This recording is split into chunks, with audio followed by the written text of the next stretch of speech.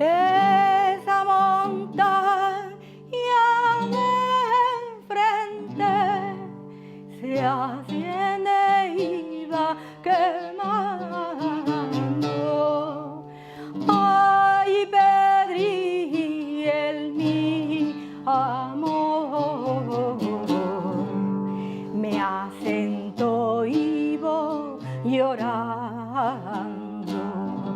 Hannah Arendt, es alemana. Edith Stein, que fue nacida en la antigua Alemania, pero hoy Polonia, y Simone Weil, que es francesa. Fueron mujeres judías, mujeres valientes, mujeres que no se les ha reconocido, son mujeres que no son conocidas. En plantado,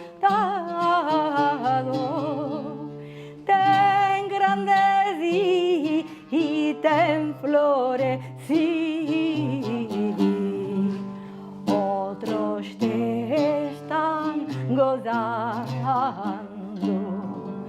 Ten grandecí y ten florecí, otros te están gozando. Fueron pensadoras por la paz. Estudiaron y trataron de entender el sufrimiento. Lucharon y alzaron su débil voz, que fue amplificada con la arrolladora fuerza del corazón que tenía, de sus corazones. ¿Para qué? Para contribuir a un mundo mejor.